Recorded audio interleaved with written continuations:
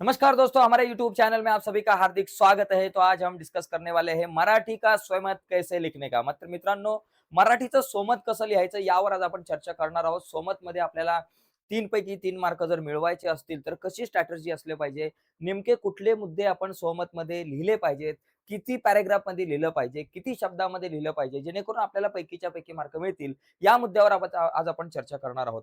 तर चला जाऊयात पटकन पुढे. पण पुढे जाण्याच्या अगोदर एक रिक्वेस्ट आहे.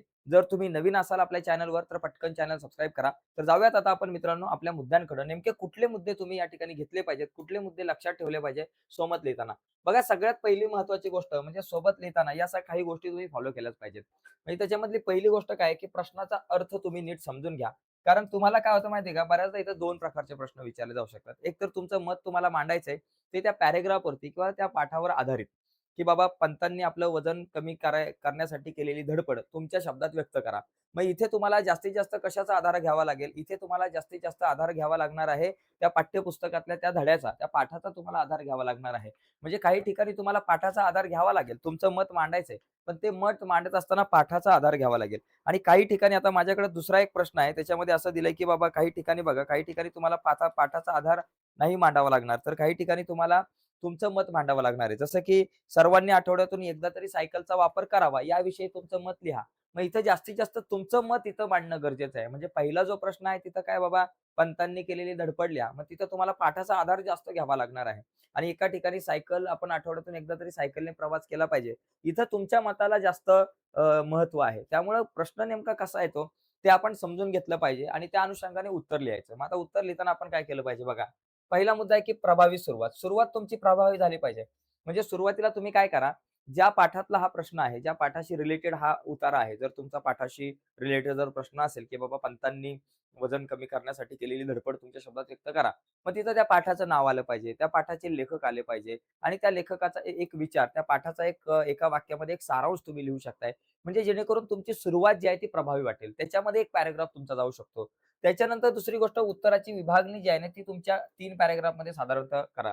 पहिला सुरुवात, त्याच्यानंतर तुमचं मत आणि नंतर समारोप. अशा 3 पॅराग्राफमध्ये जर तुम्ही लिहिलं एका पानामध्ये साधारणतः, तर तुम्हाला तिथे 3 पैकी 3 मार्क मिळतील. म्हणजे एका पॅराग्राफला 1 मार्क असे 3 मार्क तुम्हाला मिळू शकतात. तुम्ही फक्त एकच पॅराग्राफ लिहिला तर तिथं 3 मार्क मिळण्याची शक्यता कमी आहे. त्याच्यामुळे 3 पॅराग्राफ लिहा. जिथं पहिला तुम्ही लेखकाचं नाव, त्या धड्याचं नाव, त्या धड्यातून मांडलेला विचार किंवा त्या धड्याचा सारांश एका किंवा 2 वाक्यामध्ये लिहा. नंतर मधल्या पॅराग्राफमध्ये तुमचं मत लिहा आणि शेवटी समारोप करा. पुढचा मुद्दा आहे स्वतःचं मत मांडायचं तुम्हाला मधल्या पॅराग्राफमध्ये. वास्तविक उदाहरणे सुद्धा तुम्ही देऊ शकता. गरज असेल तिथं.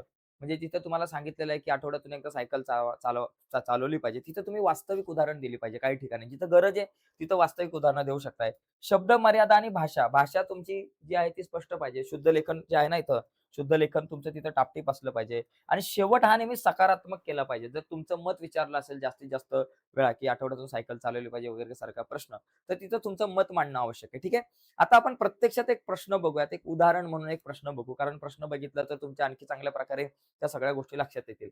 बघा, या प्रश्नामध्ये जर आपण पाहिलं, इथे एक प्रश्न आहे, की बाबा पु. ल. देशपांडे यांचा प्रकरणातला हा प्रश्न आहे, की वजन कमी करण्यासाठी लेखकाने केलेले प्रयत्न तुमच्या शब्दात लिहा. ओके. इथं बघा, उपास या पाठात पु. ल. देशपांडे, इथं चुकून मला उकार राहिलाय, सॉरी माफ करा त्याबद्दल. उपास या पाठात पु. ल. देशपांडे यांनी बटाट्याच्या चाळीत राहणाऱ्या पंतांनी आपले वाढलेले वजन कमी करण्यासाठी केलेले प्रयत्न अतिशय रंजकतेने मांडलेले आहे.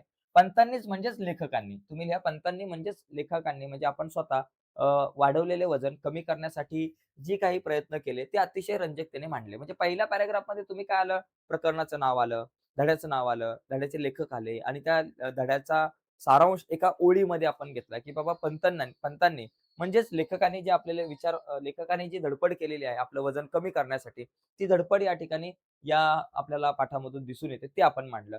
आणि त्याच्यानंतर मध्ये तुम्हाला तुमचं जे काही मत आहे इथे तुम्ही मांडू शकताय. तुम्हाला काय वाटतं, की बाबा ही जी काही धडपड आहे तुमच्या शब्दामध्ये तुम्हाला मांडता आली पाहिजे तिथं आणि म्हणून ती लिहिली. यात पहिला उपाय म्हणून पंतांनी आहार परिवर्तन सुरू केलं. साखरेत सर्वात जास्त कॅलरीज असतात म्हणून सर्वप्रथम बिनसाखरेचा चहा त्यांनी सुरू केला. घरात साखरबंदी जाहीर केली. भात पूर्णपणे वर्ज्य करणं अवघड होतं. म्हणून त्यांनी मधला भात आणि शेवटचा भात ठेवला आणि फक्त पहिला भात आणि शेवटचा भात जो आहे, तो ठेवून मधला भाग जो आहे तो त्यांनी वर्ज्य केला. आणि त्याच्यानंतर पंतांच्या कचेरीतील सहकार्याच्या सूचनेनुसार त्यांनी दोरीवरच्या उड्या मारण्याचा प्रयत्न केला. तो असफल ठरल्यावर मात्र पंतांनी वजन उतरेपर्यंत उपास करण्याचा निश्चय केला, की बाबा वजन उतरेपर्यंत मी आता उपास करणार आहे. आणि पुढे ते केवळ फळांवर राहून लागले. धारोष्ण दुधासाठी ते अधूनमधून अंधेरीच्या गोठ्यात जाऊ लागले. कचेरी सुटल्यावर ते गिरगावच्या रस्त्याने धावत येऊ लागले. अशा प्रकारे त्यांनी केवळ पौष्टिक आणि सात्विक आहार सुरू केला. म्हणजे इथे सुरुवात बघा कशी आली. सुरुवातीला या ठिकाणी तुम्ही तुमचं मत मांडत असताना धड्याचं नाव, त्याचबरोबर लेखकाचं नाव आणि त्या धड्याचा एक सारांश थोडक्यामध्ये आपण लिहिला आणि नंतर उत्तर लिहायला अशा प्रकारे सुरुवात केली. म्हणजे अशा पद्धतीने तुम्ही सोमत लिहू शकता. तर मी काही जास्त व्हिडिओ खूप मोठी वाढवत बसत नाही. एकदम थोडक्यामध्ये तुम्हाला मी सांगण्याचा प्रयत्न केला, की सोमत नेमकं कसं लिहिलं पाहिजे. मित्रांनो, तुम्हाला व्हिडिओ आवडली असेल तर व्हिडिओला लाईक करा. कारण आणि त्याचबरोबर चॅनल सबस्क्राईब करा. कारण दिवसभरामध्ये मी आणखी बऱ्याचशा व्हिडिओ तुमच्यासाठी आपल्या या चॅनलवरती अपलोड करण्याचा प्रयत्न करणार आहे. ठीक आहे मित्रांनो, आजच्या या चर्चेत इथेच थांबूयात. बाय सर्वांना. धन्यवाद.